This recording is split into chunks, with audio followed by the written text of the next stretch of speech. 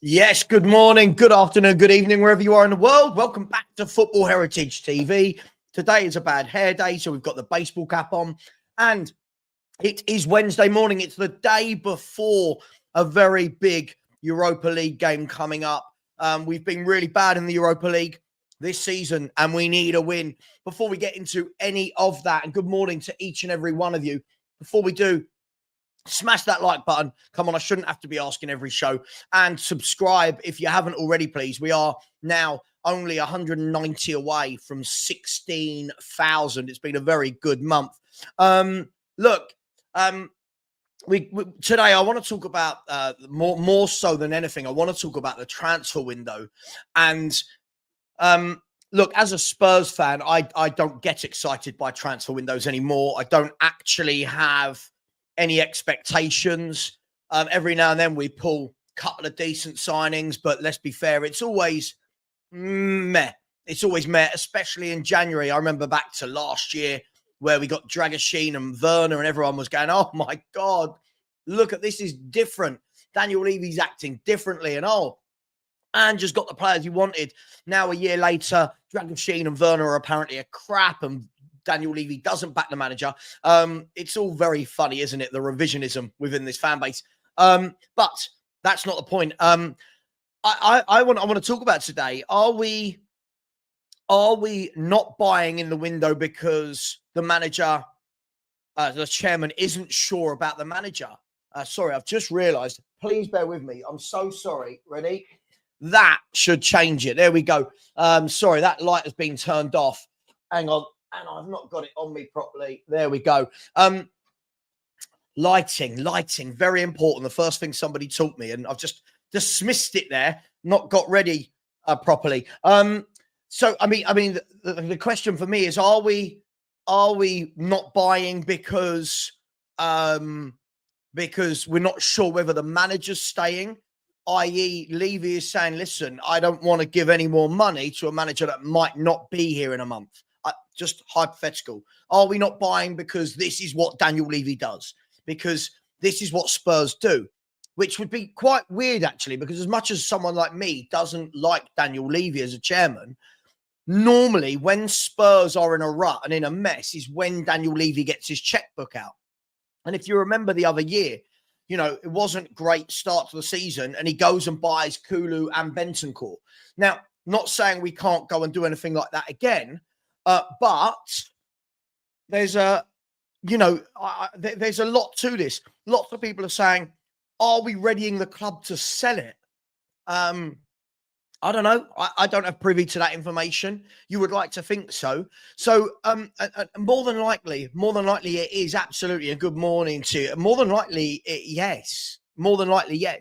Probably a massive mix of everything.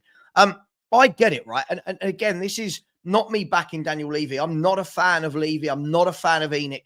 But if I'm looking at how bad this manager's done, I've got to ask myself, am I going to give you more millions of pounds? Now, you can look at this two ways. You can look at this, well, hang on, bring in players that will be good for the next manager as well. Sure. But the problem you've then got is you've got to convince those players to come. They're going to speak to Ange. The new players coming in will see that Ange never rotates, never, ever rotates when his 11 is fit. People will see what he's done to their hamstrings. People will see our god-awful tactics, the worst tactics I've ever seen. And they might look at it, just hypothetically, they might look at it and go, nah, I don't want to join Tottenham Hotspur. And I did this example with someone the other day. Said, imagine you are a centre-back right now and Spurs go and talk to that centre-back. That centre-back's going to be thinking one of two things. Now, let's assume it's a loan. We want to loan a centre-back. That loan centre-back, more likely than not, is not getting a lot of game time at their club or is surplus to requirements, hence why they're going to be available in the loan market. If Tottenham come for you and you're a centre-back in the loan market, surely your first two things you're going to look at is, one, when Van der Ven and Romero are fit, this manager doesn't give anybody else any minutes, right? So the moment they're fit, am I just going to be discarded to the sub bench? And the likely answer is yes. Now, I'm not saying that's right. I don't think Romero and Van der Ven are that good that we should be discounting anybody else. I think they're good defenders that our fan base has put from here to there. But that's just my opinion. Secondly, they're going to be looking and thinking, do I want to play these tactics? These tactics are exposing everybody's weaknesses. Do I want to go and do that? Do I want to go and play on a high line where my hamstring is likely to go? And again, how many hamstring injuries have we had? So for me, I think that it's not as simple as when people say, just go and get players. I think there's a lot of other factors I think there's a lot of things to factor in to this decision-making process. I really do. Listen, I think a lot of pundits now, a lot of ex-pros, a lot of ex-managers are all saying the same thing, that this manager can't adapt. His tactics are flawed. That's me being polite, by the way. I think they're utter shit. But I was being polite and say they're flawed. I think they're going to see how he is in interviews and think, do I want to play for that manager? It's different. When you've got Antonin Kinski, who's a 21-year-old kid, it's a big move, isn't it, from Dynamo Kiev to Dynamo Kiev? I've got the wrong one there. I think I've got the wrong one. It's a big move from where he was in Czech Republic coming over to Tottenham. There's a whole different ball game if you're trying to convince a good player who's ready-made, oven-cooked, senior pro to come and join. They're going to look and go, I'm not so sure. And for me, I just think there's too much mess. There's too much noise around everything at Tottenham at the moment for this to continue and for this manager to ever regain a lot of people's faith again. And by the way, regaining faith for me isn't, we win tomorrow. Like, that's not regaining faith. For me, regaining faith needs to be between now and the end of the season. This manager needs to not lose many games. This manager needs to shore things up. This manager needs to make us hard to beat. And I'll tell you what, I'm not sure. Let me see if I can find it, actually. 1 second. If I can bring this up, I want to show you. All right, Plymouth. Hang on, Plymouth manager team talk. Let me see if I can find this. I don't know if I can actually play this, but I'm not sure if I can play this off the. I can't really play this, but if any of you have actually seen the new Plymouth manager has gone in. Okay. All right. Just being past the time. I must be finished by 11:45 because we're going to the vets.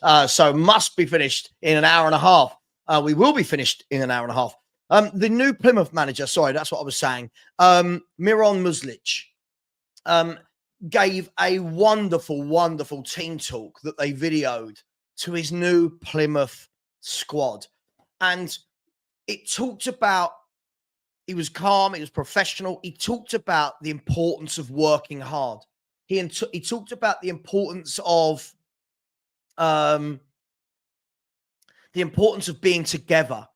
And one of the things he said, one of the key things he said in that speech that really made me go, yeah, I like you, is he said, the first thing we need to do at this club to stop the rot is be tight.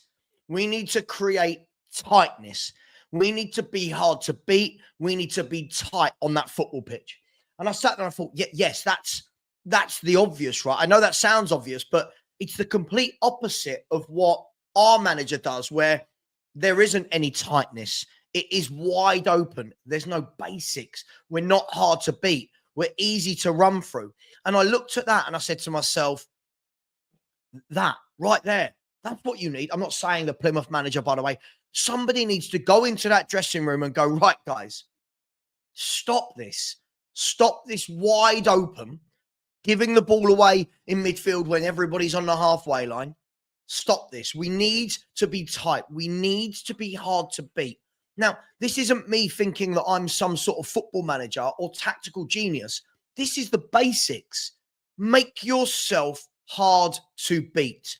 Don't give your opposition ample chances every time they attack. Don't give them the freedom of our goal. And this is what I don't ever understand about the people that are saying they're Anjin. I don't know how they can't understand that part of the game. I don't understand how they're looking how we play. And this isn't just with injuries, by the way. This is a buzzword. The injury word is a buzzword to mask over how bad we've actually been as a football club for a year and a half. You know, we can all talk about injuries, but the problem is the VDV, the Romero injury. And again, see, this is somebody that will keep doing this. Look, we need VDV and Romero back, sure. But even with VDV and Romero, we were losing loads of games. And for some reason, that gets completely ignored. And we go, oh, when they're back, all is going to be fine. But the stats actually show that the win percentage with those two and without those two is like 1% difference. There's no real data to show, well, we've dropped off a cliff since these two were injured. Because last season, those two were in the team for the second half of the season, and we were dreadful. Yeah, so look, I think that for me, I really enjoyed watching it. And if you haven't, here you go. I'll put the link in, actually. I've just found it. I'll put the link into the actual Plymouth website. Where are we? Plymouth Argyle, yeah. Here we go. Plymouth Argyle. Mute that. So if I share this, oh no, is that his first interview or is that with the players?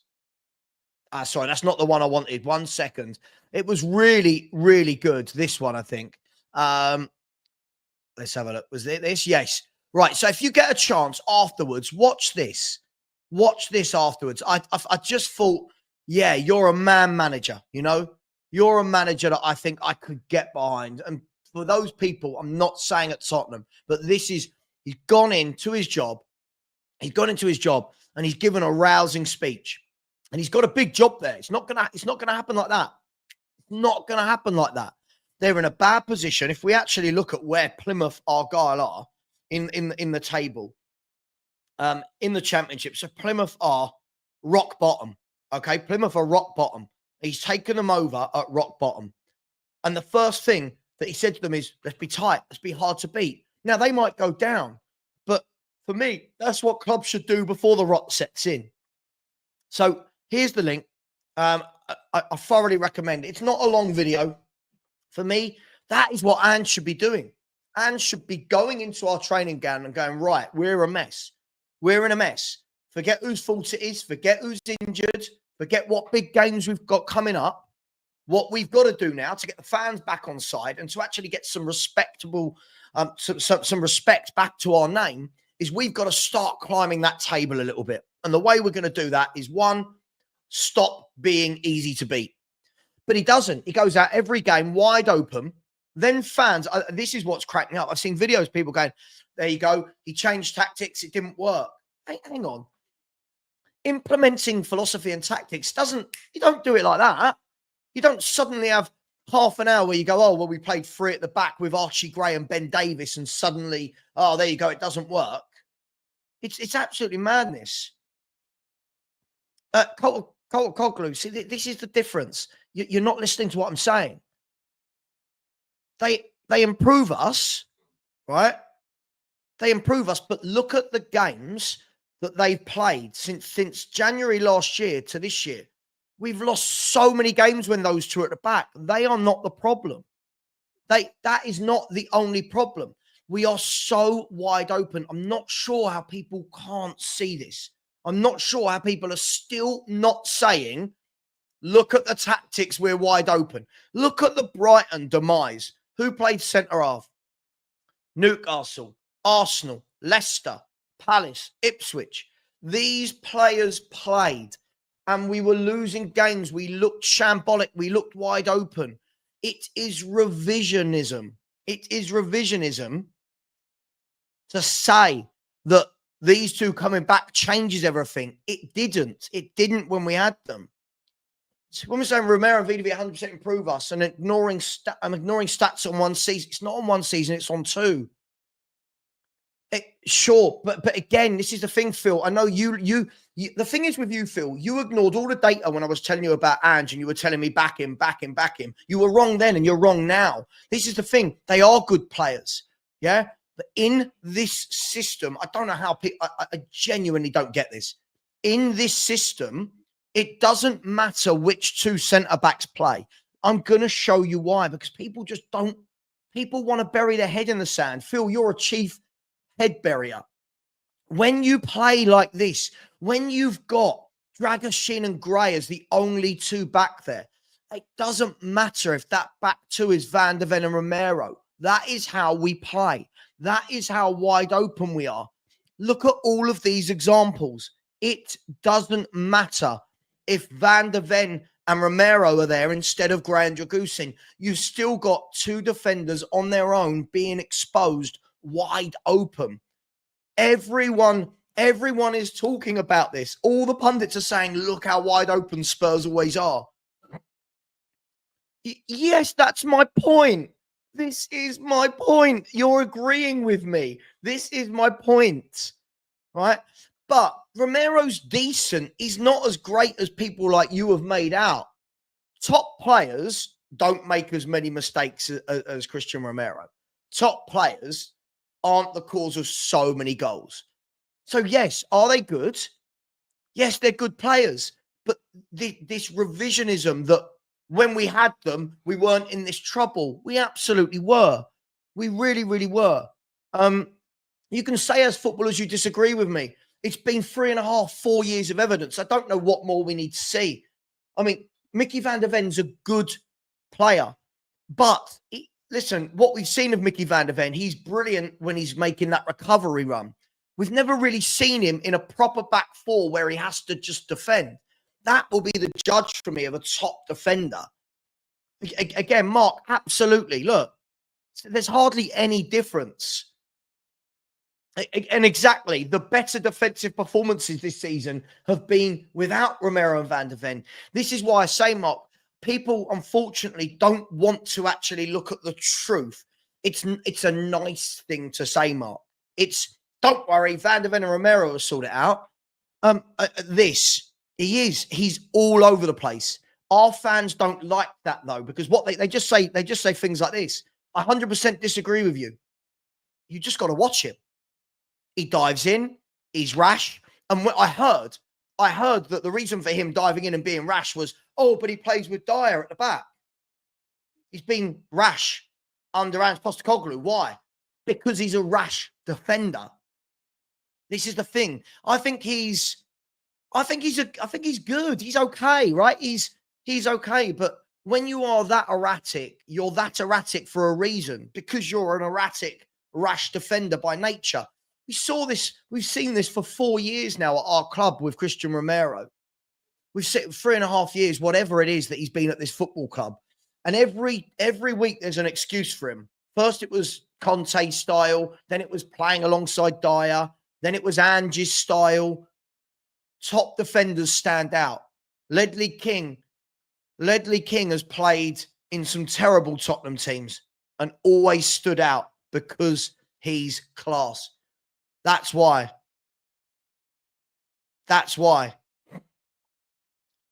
But Phil, Romero goes running into those gaps in midfield, kicking people. Right? This is the problem. Okay, so Incognito, he's a World Cup winning defender. Okay, brilliant. So what of all the other defenders that played in that World Cup for Argentina? What of all those other players? I love it when fans speak like this. Again, when I have football conversations with people, I like the people that actually take a step back and think what they say. He's a World Cup winning defender. Okay, so are we going to call all the players in that Argentina team world class?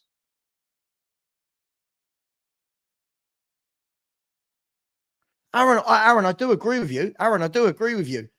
The tactics are terrible, but the thing is, and I'm not saying Romero's terrible, but Romero's been very up and down for nearly 4 years now. There's a reason. I've never watched him and gone, wow, that is a solid centre-back week in, week out. I agree. This is it, Josh. Again, I didn't. You're not listening. I didn't put him on this. I don't think people are listening to me. This is it. Ledley King was a top-class defender. Why? Because he was a top-class defender. Didn't matter where he played, what position, what formation. He never made all the mistakes Romero did. Agree. This is all it is. He's a good player. I'm not saying he's shit. I just don't think he's class. Agreed. Yeah, what happened in those games? They were playing together when we couldn't beat Leicester City. When, do you know what I mean? When we lost to these teams. Hey, Mark Sheriff come in. Absolutely, Stewie. So, yeah, absolutely. So all the Greece players, but unfortunately, what you get is you get people like this. See, again, it's the players around him at Spurs. Now, I heard this excuse when he was playing for Conte. It's the players around him. Then it was, oh my God, he's got Porro, Adogia, and Van der Ven around him now. He's going to be brilliant. But look, I think we'll do better, more solid fullbacks. It absolutely cracks me up. The excuses. I've never, ever seen a club whose fan base have so many excuses. There is an excuse. We've had this for 24 years. 24 years. I mean, if you go back and watch that Brighton game, look how Romero was all over the shop. Didn't know where his runner was, couldn't mark his man. He was crap in the air, didn't deal with crosses. But our fans go, world class, brilliant. He's not world class. He's not world class. He's a good defender at times. I just think we're going mad. Oh, mate, yeah, he's not. Yeah, Stewie, he can't lace their boots. Yeah, let's be. I had someone in here the other week telling me that Van der Ven and Romero is a better partnership than Jan and Toby. And I'm sitting there going, this has to be trolling. But Vanit, okay, but he played under Conte as well, who's widely regarded as one of the best defensive managers. Why was he crap then? It's madness. Agreed. Absolutely agreed. Absolutely agreed. Anyway, moving on from Christian Romero. Look, I just feel like, yes, there's been injuries. But again, I look down the road. I've looked down the road at Bournemouth. And how are Bournemouth, with all their injuries, 11 unbeaten? You have to ask questions. And why? Because they've got a good formation. They've got a well-drilled, well-oiled team where if a player drops out, the player coming in knows what he's doing. They've got their 2 first-choice strikers out injured and just beat Newcastle 4-1. They're hard to beat. They're organised. They're well-drilled. Good tactics. Huge fan of Iriola. Huge fan of Iriola. But our fans just go, well, when these players come back. Okay, but, I mean, if I have a look, I'm going to have a look at all of these players were out for Bournemouth. I know we've got a Bournemouth fan in the chat. So let's have a look at the last game. So results, where was it? Bournemouth. So away at Newcastle. Bournemouth away at Newcastle, right? So Bournemouth had all of these players missing. They had Araujo, Evan Nilsson, Scott, Sinestra, Smith, Sola,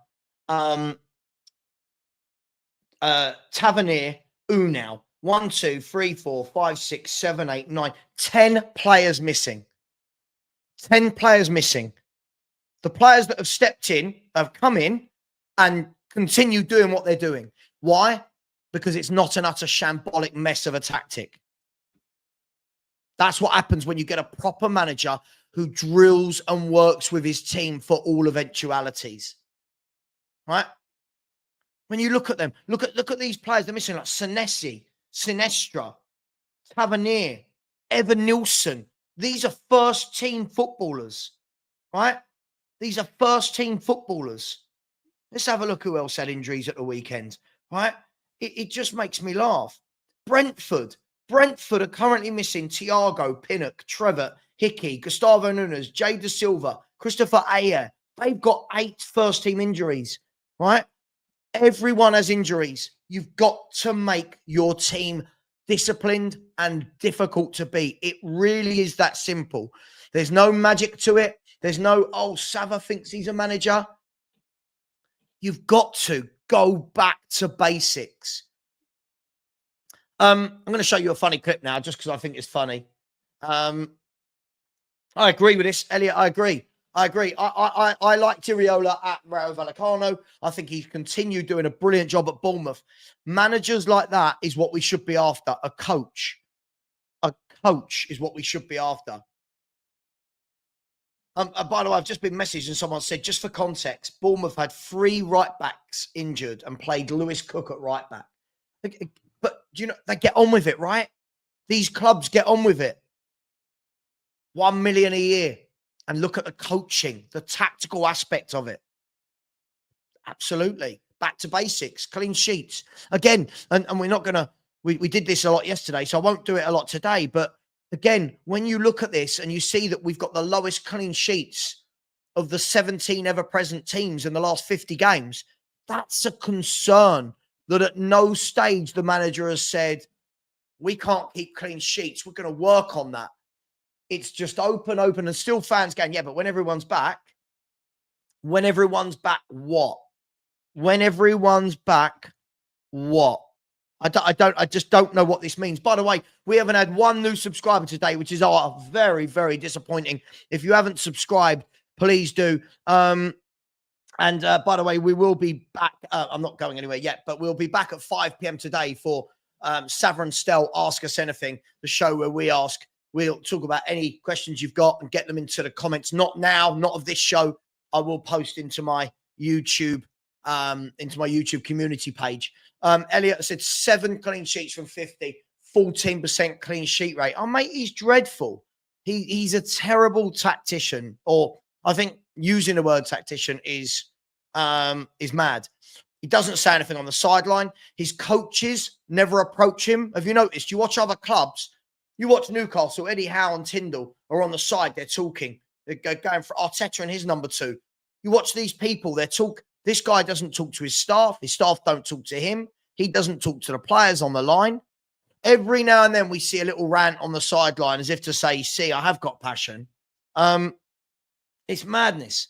It's absolutely madness. Linus says, Savva, they have, however, you have to say that they can afford those injuries if they're planned. Right. Let's blow this. Yeah, let's blow this lie. Sorry, I'm going to call it wide open. Tottenham last played, right? Tottenham last played in Europe. If we're going to do the whole, they're playing 1 game a week.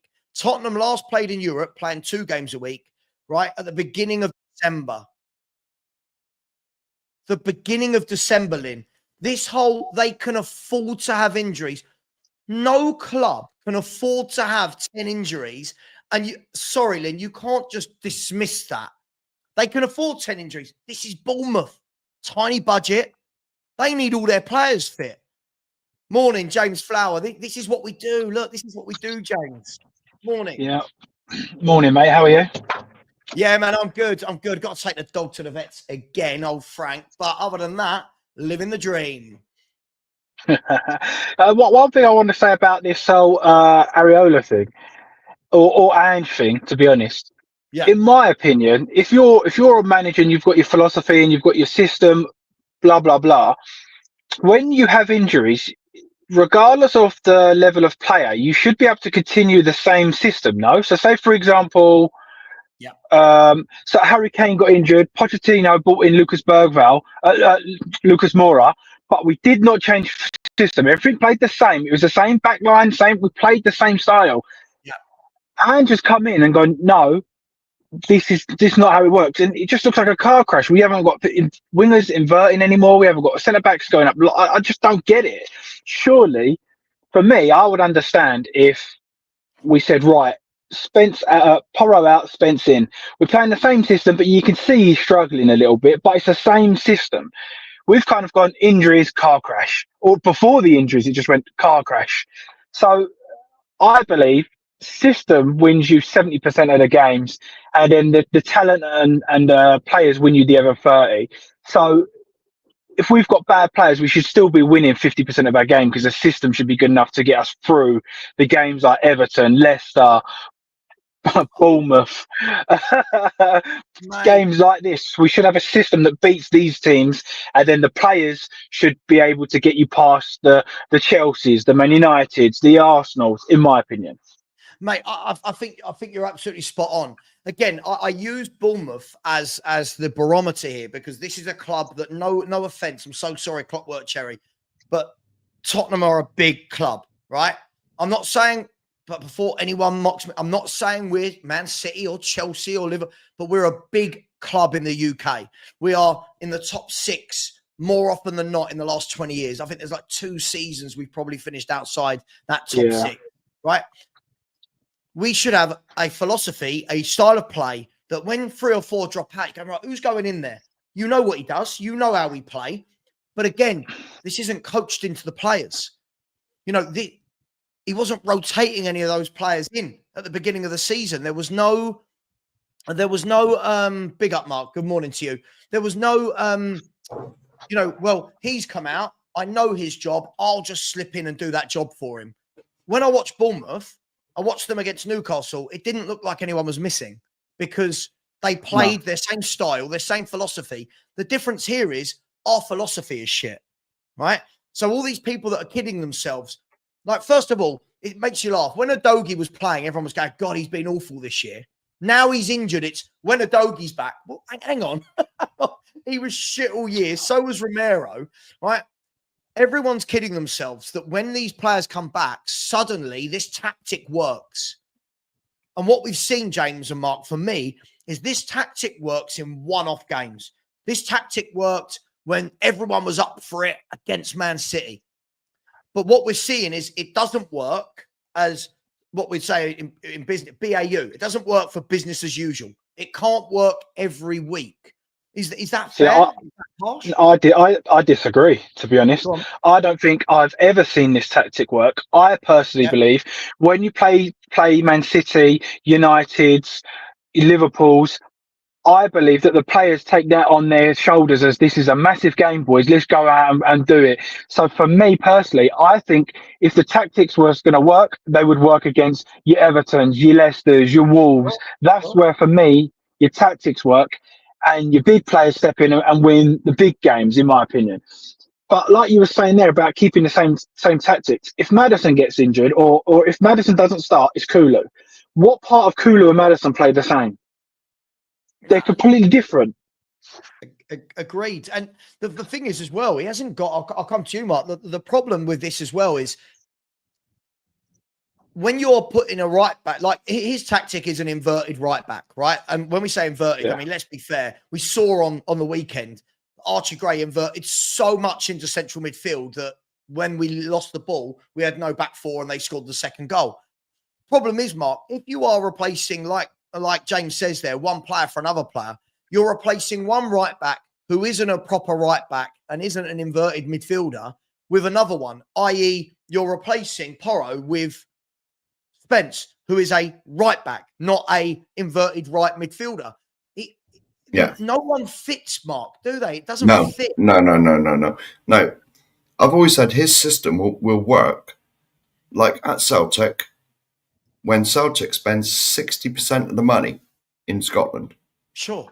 60% they spend. So all the rest of the teams, however many there is, there's 4 leagues up there, they spend the other 40% between them. You know, if you've got the best players and the best squad, it's going to work. You know, but the Premiership's too big a step, you know, because everyone's competitive. It's one of the only leagues where the top team can lose to the bottom team. You know, it happens regularly. Like, you know, I don't know, Southampton will go out and beat someone. You think, well, I never saw that coming. Well, it does happen in every other league as well. But you know what I mean? The Premiership, there's so much money and it's so competitive that you can't take your eye off the ball at any stage. You know, and his tactics, I'm sorry, they don't work. Mark, you're not against every week as well. You're not against, no offense, but we're not playing against St. Mirren. You're not playing against these players that probably cost 100K in the market or 1 million. You know, even when you're playing against Everton, right? Let's be fair, Everton have not been good. But when you looked at that back four of Everton, how hungry they were. Yeah? They were hungry to win every ball. And they looked like men, didn't they? Their back four looked like men and we looked like boys. It was... Me and the other Mark were chatting before the game. Oh, like, right. You and the other Mark. Oh. Yeah, you know, I'm just plugging our channel. I've already slipped the link in the chat. I've already subscribe. to the Two Mark Show. Someone put the link in again, please. Please subscribe to the Two Mark I can Show. do that if you want. So for me, people are saying, wait until Ange gets his players back. He needs these players to play this system. Yeah, that's what we're hearing. I could debunk that all instantly, And the reason is he had Connor Carter-Vickers and Joe Hart playing that system. End of conversation.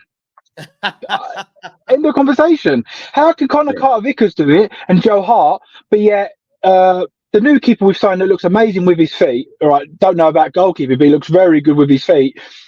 And the likes of Dragoshin, Gray, who looks good on the ball. All these players can't play it, but Connor Carter-Vickers can and Joe Hart can. Yeah. Explain that. It doesn't make sense to me. It's the caliber. It's like I was saying. I was talking to the other man, and I said, "You wait. David Moyes has gone in there. The first thing he'll do is he'll set them up solid. They'll be hard to beat. They might not score many goals, but they did. But I said they will be rock solid at the back, which they were. Yep. Which they were. That's a sign. That's a sign of a manager understanding that it's defenses that win you. That defenses win. Attackers will score you goals, but if you want wins, you've got to keep them out the other end. Agreed. Mark, do you know the funny thing about it? You're spot on, mate. For me, it's the first thing we knew what David Moyes was going to do. Go in, make them hard to beat. Yeah, solid. Mark, the link I put in earlier for your hometown club. It's not my hometown. It's my grandson's hometown. I'm joking. I'm pulling your chain. Yeah. Again, it's the first thing that manager says to them in that meeting. Guys, I will work 24 hours for you. I will do my best for you. This is going to be tough for you, though, for me. Right? You have to work for me. I'm going to work for you. First thing we've got to do, we've got to be tight. As a team, we have to be tight. Right? Our manager, I can only imagine, says the complete opposite. Because that's how we play. You're going to Everton, a team that have won 1 in 12 games. Right? Aston Villa went there last week. Didn't concede a goal, right? 1-1-0. Tottenham go there, and within the first 15 minutes, we're 1-0 down to a bloke that hasn't scored in 16 games. And then half an hour later, we're going in at half time going, we're 3-0 down. And for me, that is a manager that doesn't know how to say, do you know what, guys? I don't care if you stink it out for 45 minutes. I don't care. Forget what the fans want now. Forget what the fans think about flying forwards. Stink this out. Be hard to beat. Get Everton tired. We'll get them on a counter-attack in the second half. No, this manager, wide open. Why? That's not a football tactic, James. Being wide open and gung-ho is not a tactic.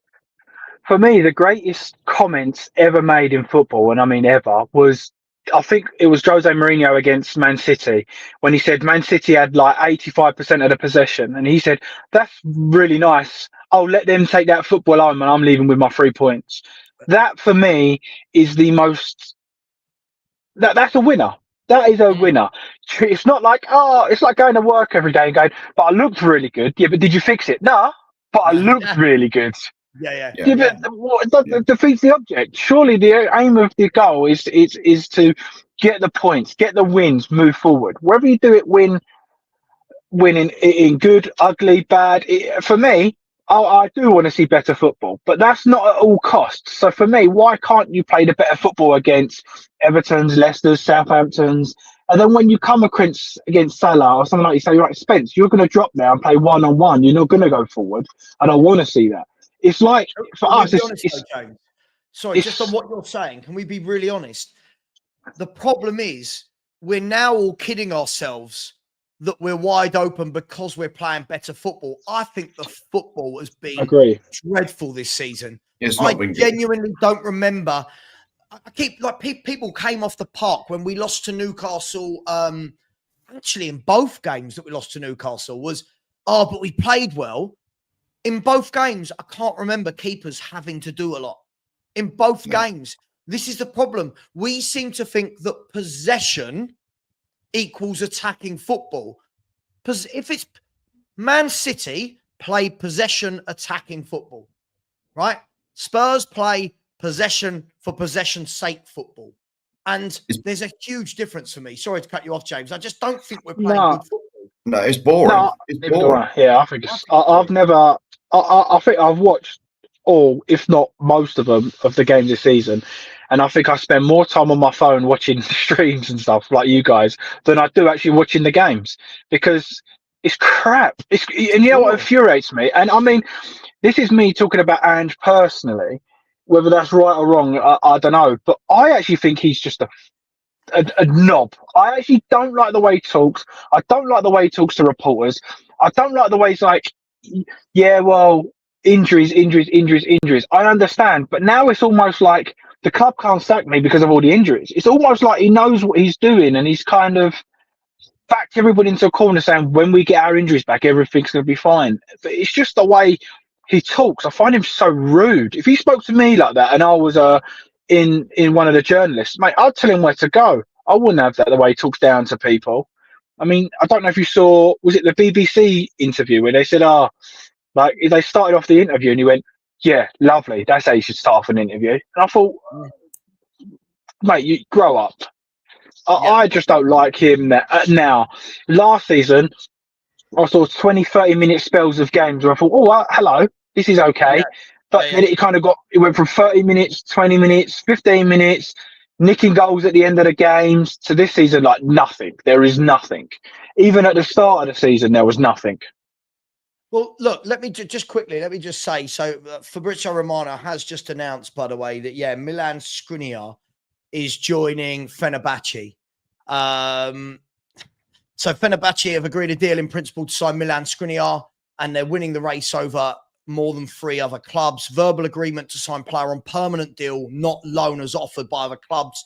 And about an hour before that, Romano had said Galatasaray and Napoli remain options in the final days of the window, but Tottenham asked for the deal of the conditions ages ago. What I love about this is other clubs seem to be going, yeah, we want him. Spurs are going, what conditions? This is what makes me angry. This is what makes me angry. We built the £1 billion stadium. I know. To take us to the next level, and at the moment we've just opened a youth club. Mm-hmm. That's all it. I agree, and I want to talk to you guys in a minute about the transfer window in general. Before we do, just a couple of quick things. I want to get some super chats, and then I do want to debunk a comment that I've got from somebody. Somebody who puts a comment in, and you just think, no, hang on, you've not listened to what we've said. Jerome, big up to you, my friend. Thank you very much. Can I just say about Skriniar? If I was Skriniar and Daniel Levy sat down to Skriniar and said, "You're right, mate. You fancy joining Tottenham?" I'd go, "Cheers, mate. Thanks, see you later." Well, that's what we're going to come on to, James. That's exactly what we're going to come on to in a minute, because I think that people are just blaming Levy. I think there's more to it than this.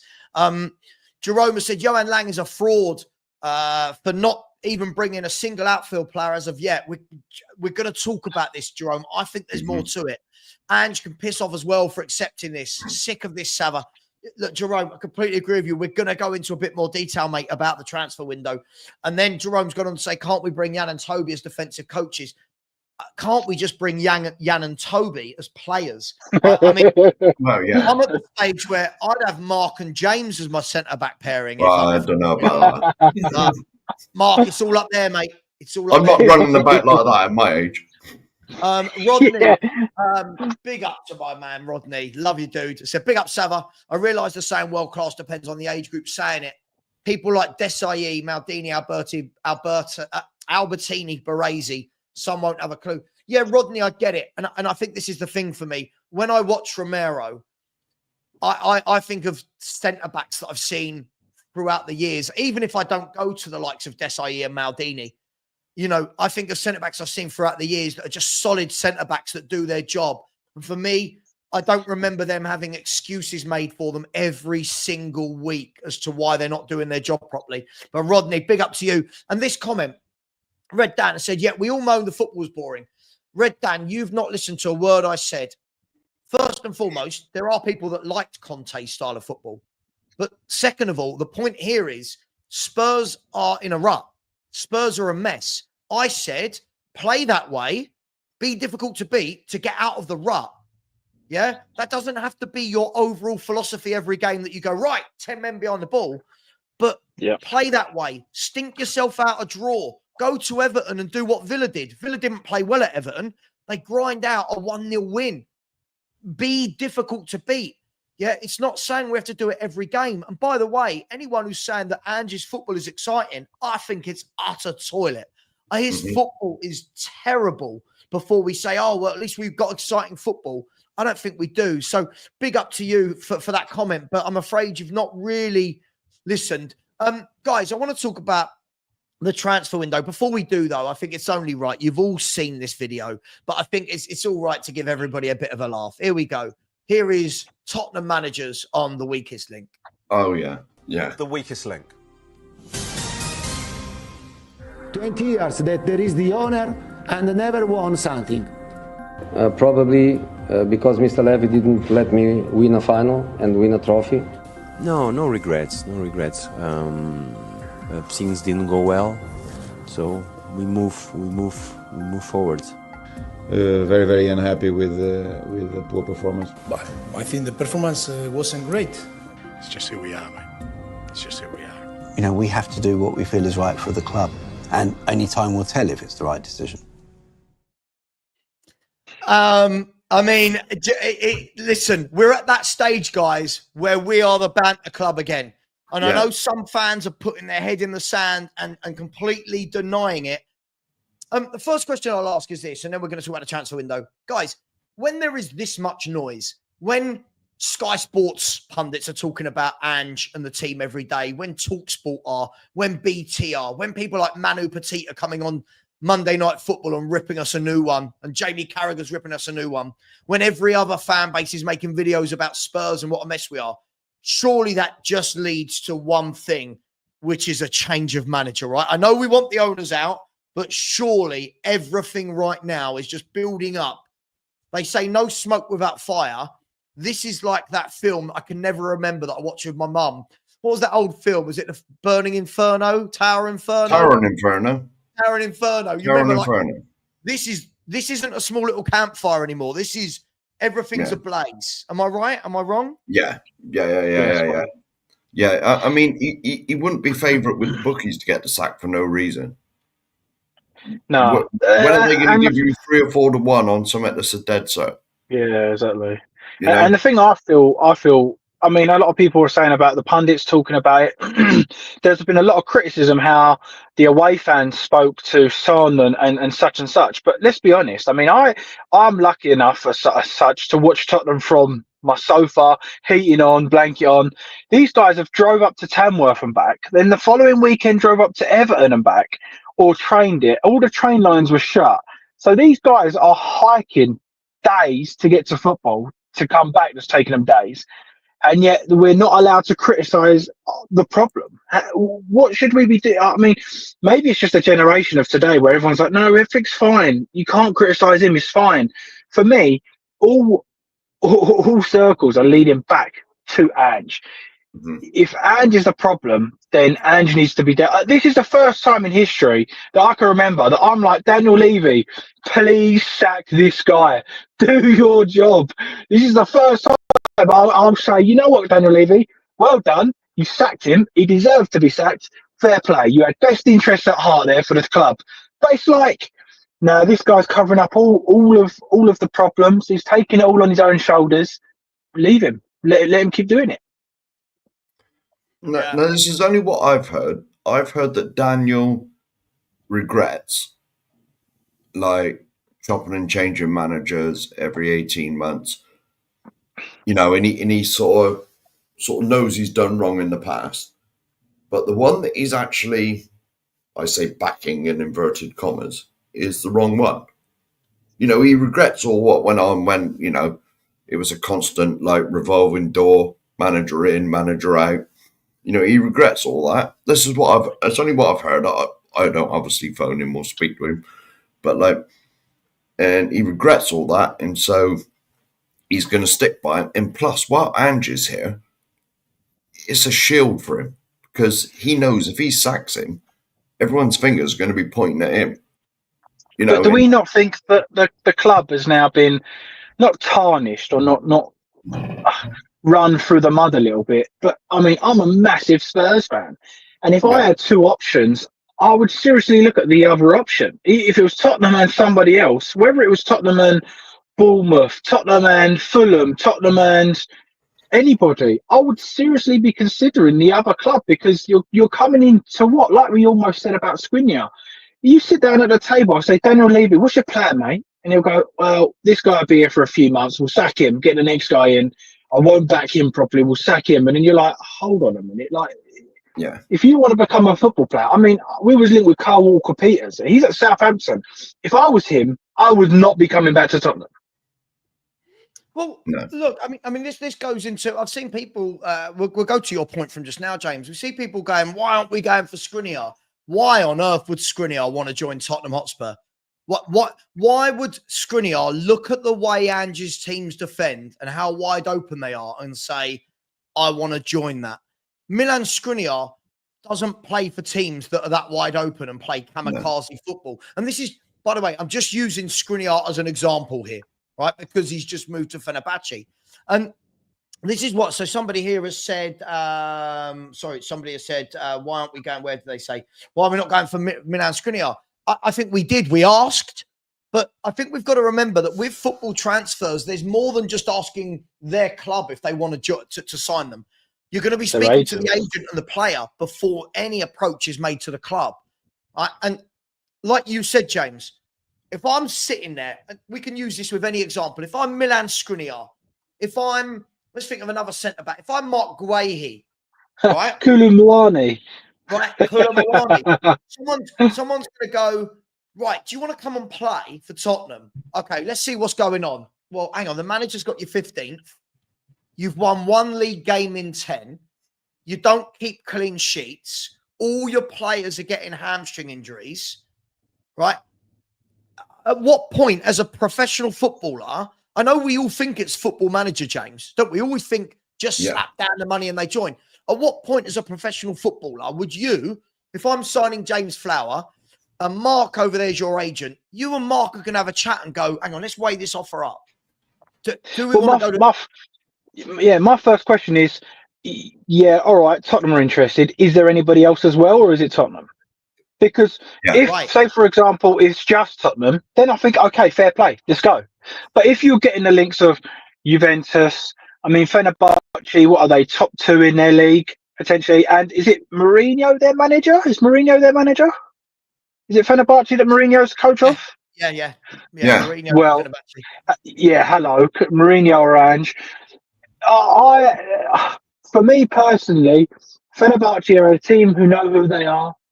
They know where they're going to be. A few good players they could be pushing for Galatasaray. So for me, it's a no-brainer, if I'm honest. And the same with Koulibaly with Juventus or Tottenham. Juventus know who they are. They know where they're trying to go. They're looking to spend again to push further forward. It's a no-brainer. I mean, even Skriniar, say, for example, Skriniar signs. If Skriniar speaks to Ange and says, right, Mickey van der Ven and Romero are 2 weeks away from being fit, where does that leave me? Yeah. Am I playing? On the bench, that's the answer. And then you go, okay, fair play, I've made my another decision. Like, there's so many bits and pieces to it. I listened to, I think it was Ali Gold, and he said it's not about just signing players now, because Tottenham have their defence that they want to use. They have the goalkeeper that they want to use.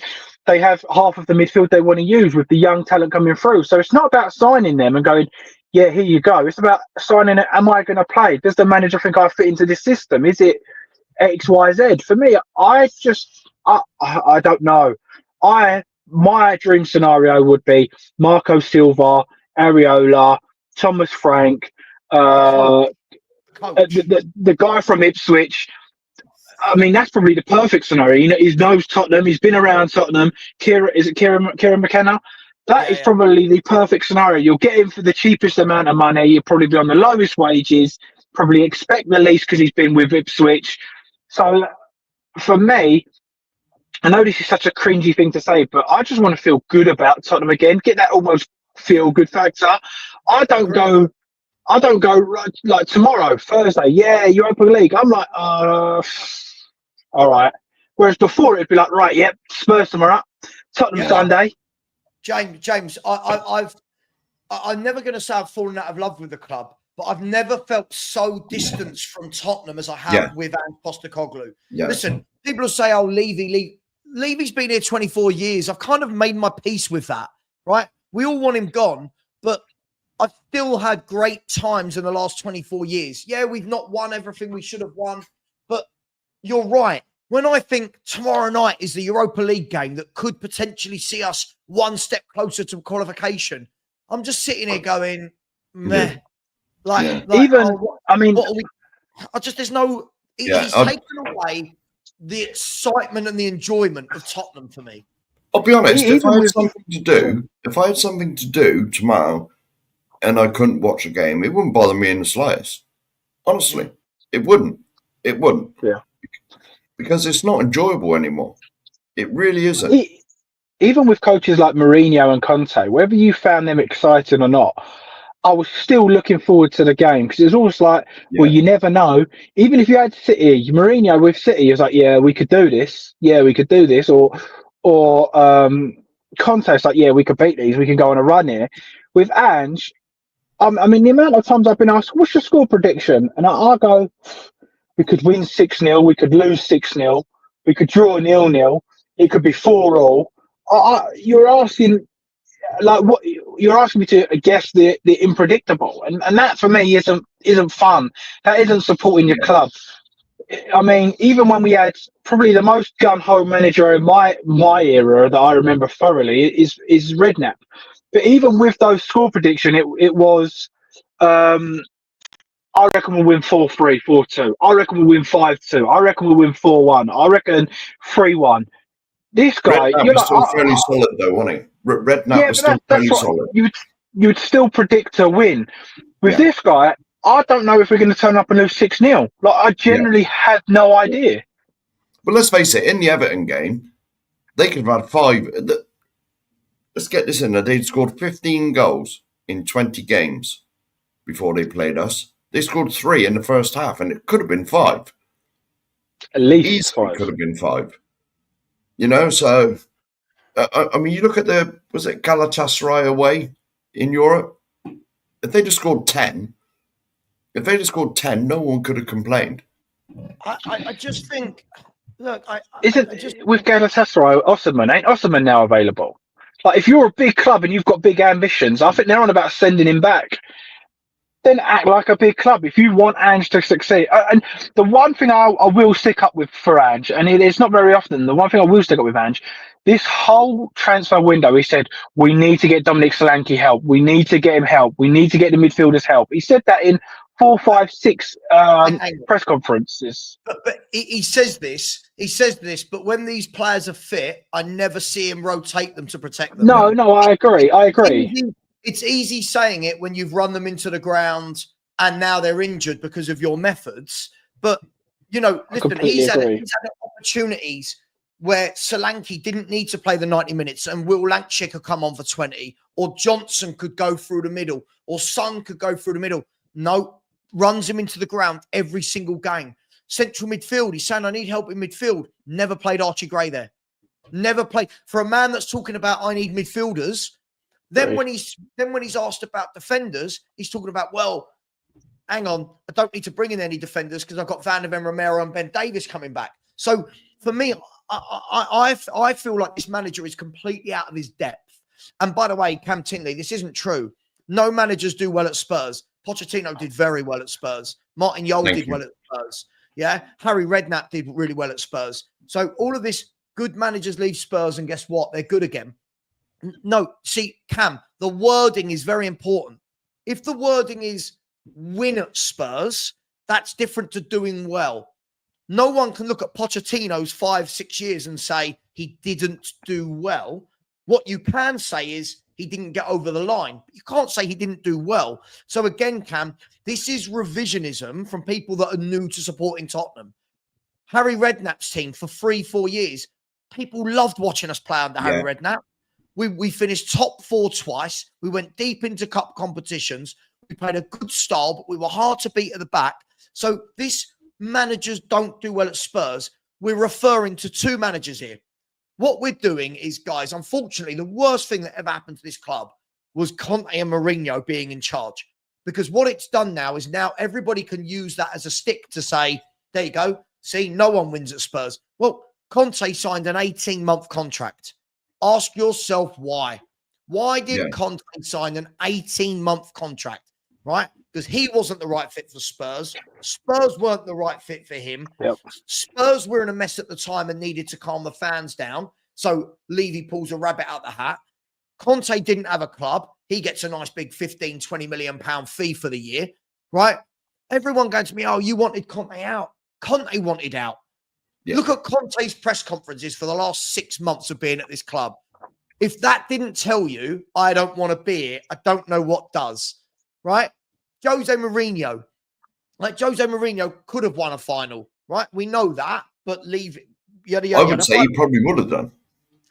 Possibly. I mean, he still had Pep Guardiola's Man City to get past, but in a one-off game, you want him. But this revisionism that no one's done well, that's not true, guys. No. As much as we hate Levy, this isn't true, is it? This is not true. The thing is with Pochettino, now you know this is my specialized subject, right? When Pochettino was here, it was like that.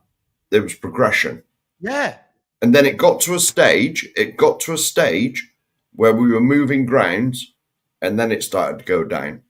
The worst thing we did is move to Wembley for those 2 years because all the funds were going into a new stadium. If we'd have stayed at White Hart Lane for another 1 or 2 years, we'd have won that league. The thing for me is what I said earlier is, to me, systems win you 70% of the games, and I thought Pochettino's system was perfect. But when we got to that point where we was Champions League final, we got to a few cup finals, a few semi-finals. It was on the way down. But that's when you need the board to say, here you go, Sissoko, you're out, and we'll give you, tongue-in-cheek here, here's a Tchouaméni.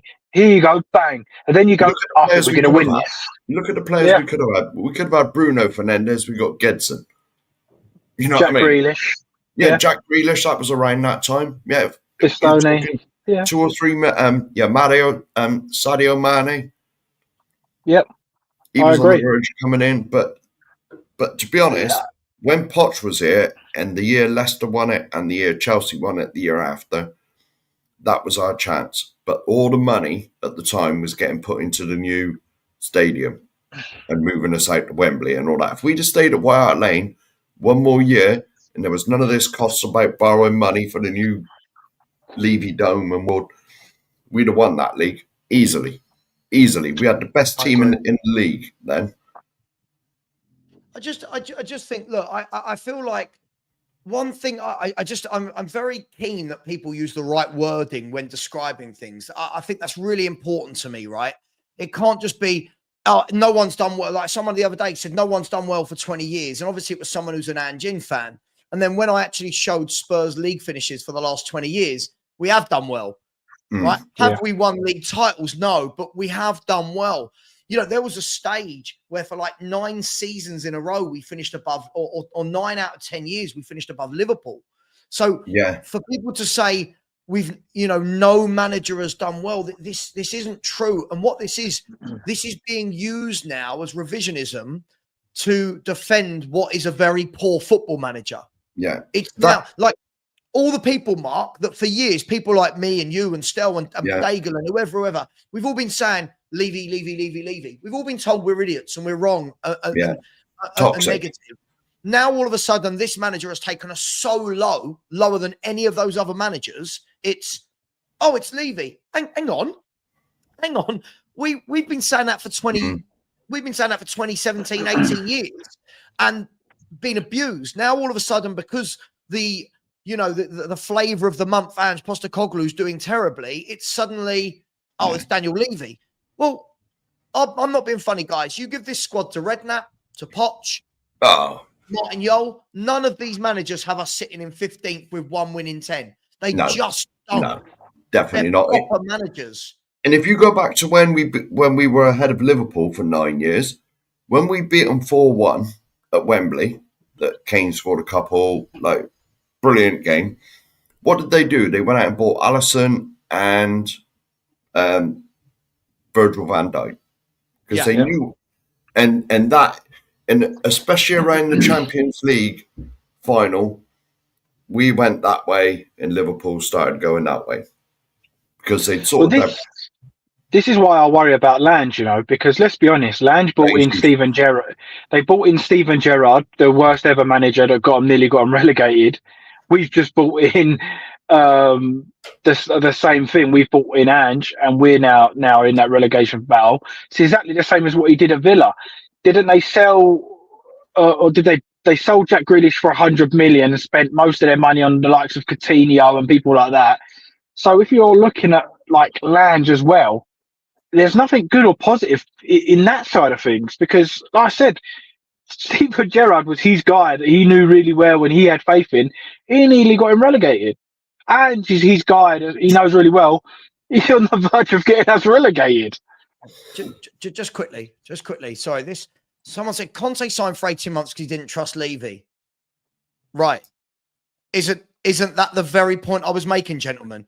He said, stop pretending you're not a mind reader. Sure. Why did he only sign for 18 months? Because he didn't trust Levy. That tells you that this manager was never going to work. Who genuinely looked at Conte as a character, looked at Daniel Levy as a character and went, that's a good match. It's like that, innit? Straight away. Boom. Straight away. Hang on. Yeah. Here's this serial winner that needs top footballers. Here's this manager that has been dug out of holes by people like Pochettino and Redknapp overachieving. And so it's not about being a mind reader, TJ. I remember I phoned up TalkSport the day it happened. I phoned up TalkSport because he actually signed on my birthday, believe it or not, on the 1st of November. And I remember ringing up TalkSport and saying, guys, they were like, are you excited? And I said, listen, Antonio Conte is a top manager. I said, it's never going to work at Tottenham. Oh, you're negative. I went, it's never going to work at Tottenham. I said, one, the fans won't like his style of football. And 2, he won't be here long enough. And 3, he will not be given those players to go and win titles. Said it's a recipe for disaster. And what happened? After the first year, it started well, didn't it? Got top 4. Then, if you notice, we signed all those players in the summer and all our fan base did the usual. Oh, look at our squad. We're going to win. We're going to challenge. Then when it started going wrong, it was get transfer window. He's not been backed. I do want to talk about something else. I do want to still along the same lines, but let's go back to the kind of transfer window. Actually, before we do, let me just show for some of our newer fans that don't know Tottenham Hotspur. Let me just show them. As you can see here, this is Spurs league finishes going backwards, and you can see there it's obviously the row where it says 5th, 8th, 4th, that number there. If you actually look at Spurs, for people who's going, no manager's done well at Tottenham, have a look, right? Not one of those league finishes is under 9th. Only one is outside the top 7, which is European football. And that was the season where Conte left and we were an absolute mess at the end. Right? Look at that. Yeah. 4th, 6th, 4th, 3rd, 2nd, 3rd, 5th, 6th. Let's continue that. Look, 5th, 4th, 5th, 4th. All right. 8th, 11th, 5th, 5th. So for the last 20 seasons, we've finished outside the top half once. Yeah. Right? And people are telling me no manager does well at Spurs. Hang on. No manager has ever had us 15th. I feel really bad for saying I want more than top 4. That should be a minimum because I'd bend over backwards for top 4 now. Yeah, well, especially with what we were promised with the new stadium, it will get us competing. It will take us to the promised land. It's taking us backwards. Of course it has. We know that. If we separate these two subjects, though, guys, and by the way, big up to Daigle. Yeah, he sent me a screenshot that Spurs have just announced that the Rolling Stones are going to be doing 4 nights at the stadium. That's what you want to hear in a transfer window. But guys, let's separate the two subjects. And I don't think Spurs fans do. There's a difference between, has Daniel Levy done enough to make us a serial winning, league winning, Champions League winning, European winning, FA Cup winning team? No. No. We all agree, right? He hasn't, and it hasn't happened. He's never Has going Daniel Levy given this manager enough that he shouldn't be 15th in the table, right?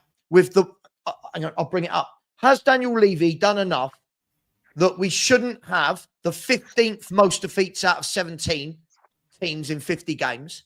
That we shouldn't be 14th out of 17 for goals conceded? That we shouldn't be the 12th worst team over 50 games for points and the worst team in the league over 50 games for clean sheets? Yeah. Two different things, right? Two different things. I agree. I think if you would have said 8th, I predicted between 5th and 7th or 5th and 8th. I think at the beginning of the season, it was something like that. I think if you predicted 8th at the start of the season, people would have gone, that's a bit negative. That's a bit low, 8th. Yeah. So, giving the benefit of the doubt, you say, right, he's 8th, maybe 9th. There's no one. You mean like this? You mean like this, James, where I was abused for saying that Villa and Chelsea would finish above us? Yeah. When I was negative for predicting 7th. If you actually look there, I've got Spurs above. I was called negative, right? I've got Spurs above. Brentford are above us. Forest are above us. Bournemouth, Fulham, Brighton, West Ham, Newcastle. I've got Spurs above 7 teams that are currently above us. And all these same fans that are now knocking me, that are now saying, oh, you overrate the squad. I don't know what to say, James. Am I negative? Yeah. No, that's what I mean. Even if you was a super negative, pragmatic manager, fan, you would say 8th or 9th. And I would say, you know what, that's a bit harsh, but all right, each to their own. We're 15th. So even if you predicted 8th or 9th, I'd go, bloody hell, that's negative. We're 15th. I'll be honest, right? Now, I'm old enough to remember when we got relegated. Just. Like, I can remember it. And this has given me vibes of that season. Seriously, when we got relegated in 77, I think. Yeah, 77, we got relegated. We were a mess back then, and we're a mess now. You know, I'm not saying we will get relegated, because luckily, I believe there's 3 worse teams than us in the league. Mark, do you know the similarities between this season and that season? Do you know the stat that's the same? I honestly don't. Amount of losses. Isn't it an amount of losses? Yeah. So at this stage, so after 22 games of that season when we got relegated in 1977, after 22 games, we had 12 defeats. This year, we've got 12 defeats after 22 games. Now, that season, we lost 21 games. And that was a 42 game season. Remember when they were 42 game seasons? Yeah. Not 38. Yeah. So this is the first time we've lost 12 in our first 22 since we got relegated. And fans are sitting there going, this is all Levy. I don't believe it. I believe Levy is the overall problem at the club. But I don't blame Levy for sitting 15th and not being able to defend. No. I genuinely don't believe it. Yeah. You've got people going, he didn't back the manager with more centre-backs in the window. The manager's coming out and going, hang on, why would I have had more centre-backs? Well, if you don't play them anyway. Where would they have played? So the thing people are using to backhand, he's using against himself. So I just don't get it. But look, I want to go back to the transfer window, guys. And again, I mean, I put a poll in the chat this morning and it just said, should Levy back Ange in the market? And the options were absolutely back him. No, he is likely to get sacked, or C, sacking Ange when the window closes. Now, 32% are still saying absolutely back him. If you were Daniel Levy, and I know this is horrible because no one wants to think of that, would you be backing this manager with his signings right now? Would you be giving him more players when he's already got so many people that he's made injured, terrible results, can't defend? Would you be backing him? I don't think he will, because it's a cheap way out for Levy. It really is. You know what I mean? He always looks for the cheap way anyway. But let's get this straight, right? The number one problem with the club is Levy. Always has been, always will be, right? But he employs the managers. Now, if they're not doing their job, or doing their job to what we think. I know it's subjective, but like, I mean, to me, we probably got, for the squad we should probably be anywhere from 5th to 8th. You know what I mean? Because like, I mean, you look at Nuno at Forest. Is he overachieving? Yes, damn right he is. You know, I mean, if you get a manager that can overachieve, we could have got top 4, but we've probably got somewhere between 5th and 8th squad-wise in the league, I'd say. So that's where we should be, in my opinion. Certainly not 15th. You know, certainly not. I agree. We talk about this, James, all the time. For me, as I said, there's a huge difference between Daniel Levy being the overall problem for success and managers doing poorly. And unfortunately, what I think what's happened with this manager, he's almost getting away with how shit he's been because people are finally waking up to how bad Daniel Levy is. Yeah, exactly. And what I mean by that is, you look today, Borussia Dortmund have lost 4 games in a row in all competitions. See you later, mate. Right? West Ham, their manager, 4 or 5 months, terrible start to the season. See you later, mate. Right? This is what clubs do. When managers aren't doing well, this is what clubs do. We seem to be the only club that are sitting there holding on. And that makes me wonder, is this purely to see whether or not we get to a cup final, which would be different for Daniel Levy because you get £1 million for the League Cup, winning it. No, it's I Googled it the other day. It's less than that. All right. It's not like 700,000. Sure, 1,700,000 is Yeah. the same in football terms. Yeah. Right? It's pennies for Daniel Levy. Normally, by now, he's pulled that trigger, James. And everyone's saying, "Oh, well, it will be when we get knocked out of Europe because that's the only chance we've got of Champions League qualification." It's a big risk, isn't it? Leaving a manager in situ, all for the Europa League. What if we get to the Europa League quarterfinals but still keep losing in the league? Is that the measure of the club we want to be? No, I agree. The thing is, though, now with the empire that he's built with the stadium, getting Champions League isn't really that important to him anymore because the club generates that much money outside of football. Outside of football, with all the nonsense that's going on there, concerts. Well, it's not nonsense because any money coming in is good. But like I said it on the show the other day, League is not important anymore. It's not. No, it's not. I said this the other day, and everyone said, "Oh, you're stupid." I said, "No." The NFL alone creates something. I think they said something like £40 million. Crazy. It just by having the NFL and the match day tickets and merch, it's something like £40 million a season. You get your concerts, your boxings, all of those. You're actually making more money by concerts and events than you are entering the Champions League, unless you go deep into the Champions League. So, say for example, Daniel Levy says, "Look, we need to buy Osimhen, Skriniar, and Tchouaméni." Right.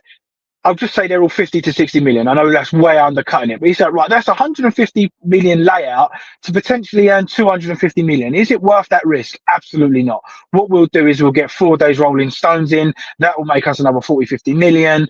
We're now even. We don't need to do that anymore. So for me personally, it's gone the complete opposite. I think Daniel Levy's now like, I don't need that money. I've got other avenues to get that money. So it's a lose-lose. And you've got to remember as well that the hotel will be up probably within the next couple of years. And Lord knows how much the rooms in there will be. I mean, you're going to be especially on game days. Game days are going to be a 200-300 quid minimum per room, and that's for the box rooms. Yeah. I just think, like, as well, when we're talking about the transfer window, I know a lot of people are just saying, "Oh, get players in for the next manager." I think the difficulty you've very much got is, will players come to us? You've got, there will be players looking and going, this manager doesn't veer away from his 11 when fit. We know that, guys. When fit, he's not going to move away from Kulu, Son, Solanke, right? Basuma, Sarr, and Bentancur. And then he's not going to move away from Porro, Van der Ven, Romero, and Udogie. So when people are saying, just go and get this player, could be good for the next manager. Well, hang on. Surely, if the next manager comes in, though, and says, hang on, I don't want to play this style at all. I don't want this. Yeah, you've got to, for example, we go and buy a winger and the next manager comes in and wants to play wing backs. Like it's very, very difficult. And the player himself might be looking and going, am I going to join Tottenham when they're 15th in the league? Because at the moment, like if you've got a new manager, the new manager can go to a player and say, guys, here's what I'm going to do. This is what I'm creating.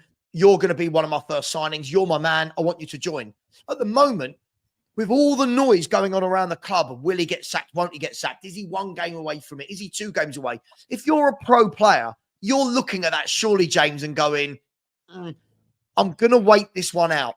Surely. Yeah, 100%. 100%. And I actually think I actually think that Levy doesn't believe in Ange. And the reason being, I believe that he's backed him with a couple of players that he wants, i.e., I believe he wanted Solanke, I believe he wanted Johnson, I believe he wanted Van der Ven. But then I reckon a lot of these, I think Timo Werner was the cheaper option and Ange accepted it. But Bergville, Grays, all of these lads coming through, in my opinion, he's gone, all right, you want your few players, I'll give you them. They've turned out to be crap. And Daniel Levy's now going, well, let's get players for the squad for the future. The keeper, 21 years old, for the future. If he wanted to back Ange, in my opinion, he would have had 1 or 2 in this window, said, look, you asked for this, guys, here's your guy. I personally believe Levy is looking for the future beyond Ange, because Ange players management, for one, has been shocking. I think his system's shocking, and let's have it right. Daniel Levy does go to every game, so he can see the crap that we're playing. If I was him, I would not be giving Ange anything more. I'd say, look, we predict the next guy's going to be attacking, so I'm going to sign a winger that I think could play versatile. He could play out wide, play inside, potentially go up front, go right wing, which is what all of the so-called ITKs are saying. We're going to look for a player that could play everywhere rather than a specialist. And for me, that is because if you have him on the bench, you've got cover for every position. If he was going to back Ange, you'd go get Ange's positions, Ange's players. And for me, he ain't doing that, because even Daniel Levy, regardless of what we all think of him, he can see how crap this is. He won't be here much longer, to be honest. I mean, but then again, is he just that shield on Daniel? That's what I think. He'll stay as long as if he wins this weekend and wins against Hoffenheim. I think he stays for the rest of the season, because I think that he's a little safety blanket in front of Levy, saying, "This is who we are. We're trying to do this," and the fans are going, "Yeah, but look at when we did. Look at when we beat City. Look at all of these things." For me, if I was Daniel Levy, I wouldn't sack him, because he's taking all the heat away from, like, half of the fans are Ange and Levy in now, whereas when Conte was here, it was Levy out, Levy out, Levy out, Levy out, Levy out. No, it's not. So if you're Daniel Levy, all right, the position is worrying. I believe there's enough there, and I believe Ange will keep us up. So for me, why would you sack him? He's doing what you want. There's no stress. There's no pressure. It's only certain YouTubers and, to be honest, certain pundits. Other than that, no one else is really criticising him. No, well, to be honest, like, I think if he sacks him, it'll be in the summer when there's no football. There'll be no chance of everyone going to the ground and Levy out protests and all of that stuff. It'll be in the summer when it's quiet. That's when he'll go. But wouldn't it make more sense to do it now? Well, it would, yes. A chance to look. People are saying we're still in the competitions. First of all, I don't like this saying as though there's been a big chance to get knocked out of all of them. Yes, the League Cup, we could have been knocked out. In the FA Cup, we've played Tamworth. We should still be in the competition. And in the Europa League, we've only played 6 of the 8 games. So, yes, we're still in the competition. For me, I would get a new manager in to bring a bit of feel-good factor for the last 4 months, to come in and say to the players, you know what? It's been a shocking season in the league so far. Do you know what? Stick with me. Come on. Fight through, run through brick walls for me. Yeah, let's see what we can do together. But the problem is, if we leave it to the end of the season, listen, he could win the League Cup. Sure, he could. I mean, I don't think we're going to beat Liverpool. If I'm Liverpool, I'm doing that right now. If I'm Liverpool, people will say, oh, Van der Ven and Romero will be back. They'd have been back for 1 week. Liverpool won't worry about that. Even if we do win that League Cup, I can't, as a fan, just look at the way he plays football and look at the league position and say, yeah, that's everything okay for me. Yeah, I'll be very grateful. You've won a trophy. But for me, that doesn't paper over all of these cracks of how bad we are as a team. It just doesn't. A good cup run doesn't do that for me. That is the ultimate. I said it earlier. That would be the ultimate papering over the cracks if we win the League Cup. Yeah. I mean, I'd be absolutely buzzing. But I agree. Yeah. I do agree. It would be covering up loads of cracks. But for me, you know, I'd really like to see Daniel Levy look at our squad and say, who can get the best out of our squad? Let's look at who can get the best. So for me, I think Areola's the better manager, but I think Marco Silva gets more out of these players than Areola. And the reason being, Robinson on the left back, look at the guy's unbelievable, but he's playing him almost as an overlapping left winger. And I think Udogie, his finest at Udinese, was doing that. Porro on the other side was doing that. He's turned Iwobi into like one of the best cams / wingers in the league. And I think, well, he could probably do that to somebody like Kulusevski. So for me, I just want to see a bit of thought going into this. I mean, we signed all these players for the Conte system, sacked Conte, then changed the whole thing up for another system. I want to see a balanced system and a system that suits our players that we've signed, to be honest.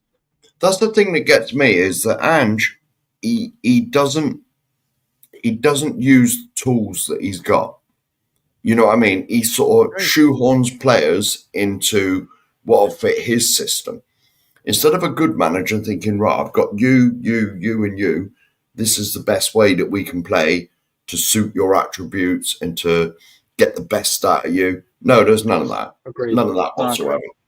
You know, I mean, like, he just doesn't, you know, he's just rubbish, to be honest. Look at before the game against Everton, I was listening to the stream and bits of it, and everyone went, thank goodness he's playing Archie Gray in midfield. Thank goodness, finally. And we're all, I'm like, yes, let's see what this kid's got.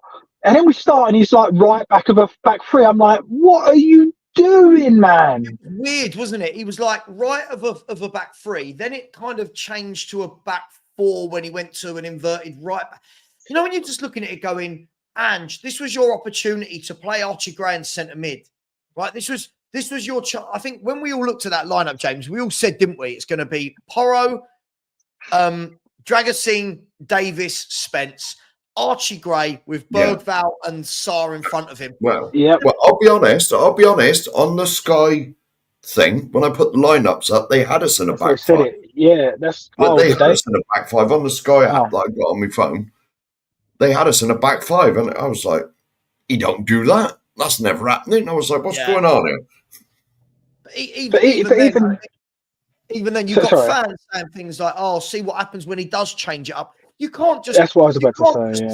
For one game, go. We're going to start with three at the back, and still be gung ho. Like you can't do that. If you're going to play and change to these tactics, you've got to have worked on them. Yeah, but doesn't the self destruct button? You know, like if you have a problem, you try to not do that again. So if you make a mistake, you don't do that again. And by i.e., I mean Romero and Van der Ven, first game back, rush back, injury straight away. So what happened for me, Ben Davies comes back, first game, let's get him in the squad. For why? You're going to be then crying that you've got another injury because you ain't giving him time to come back and get fully fit. You've gone, right, now I have three centre-backs, just play them all straight away. I would rather have gone, Gray and Dragasine, you start. Davies, you know, everyone's saying he weren't fit enough to play 60 minutes, but he had to play the whole game. So he's already put him in the red zone, and then he's pushing him past the red zone because he's got to play the full game. For me, it's like, right, we've got three centre-backs now. What we're going to do is play all of them and be how risky we are, see if we can get it, get one injured again, see if we get more injuries. It's like, listen, learn from your mistakes. You rush Van der Ven back, he got injured. You rush Romero, he got injured. You're lucky for me, Ben Davies didn't get injured. People playing in the red are going to get injured. Solanke, I know it's not a hamstring injury, but if he's playing in the red the whole time, whether it's a hamstring or not, your body breaks down. I mean, if you work 7 days a week and then you have time off, your body will break down. You'll become ill. It's normal. It's what the body does. So you can't be running everybody at 110 mile an hour and then go, oh, why is he injured again? Oh, look at the injuries I've got. It's not fair, man. I am amazed that Kulu hasn't broke down. The So amount am of I. minutes he's played, he must be made And out of Porro. skill. Yeah, and And Porro. Porro. Yeah, both of them. They must be actually, absolutely made out of steel. But in our last games, they've probably been our worst players. Guys, I really do need to go because I've got to take the dog to the vets. Yeah. But the last thing I'll say is I just, what I find, as I've said, my word for Spurs fans this year is revisionism. All the same fans that were telling me in the summer how great we were, that it was a youth project, how brilliant these players were, right? We've got a good squad. We're going to finish third or fourth. And now the same fans completely changing their mind that the manager wasn't backed and now it's Daniel Levy. It's absolutely brilliant. We're missing all these players. The players that have been our better players in the last month or so have been the players that have come in. The worst players has been our fit first 11 players that are playing. The Kulu's been shit this last month, right? Sonny's been shit this last month. Solanke's been very underwhelming. Porro's been poor, right? These Sarr, Basuma, Benton, these players who are our first team players have been the weaker links in these games. But everyone's going, when our players come back, well, but the players that are missing haven't been the problem. Anyway, guys, it's been a pleasure. Please subscribe to the Two Marks Show. Really appreciate that. Please subscribe. We've had one subscriber over an hour and a half, which is... And the likes were shocking as well when I come in. Yeah, and the likes, we're getting really, really bad with the likes in this fan base. Please do smash the like button. I'll be back at 5 p.m. with Stel for Savva and Stel Ask Us Anything. Get your questions into my YouTube community page. I'll put a post asking for them, and I'll see you back at 5. Take care, everyone. Levy out, Ange out, Enoch out, and as always, big up the Guns N' Roses, and come on, you Spurs.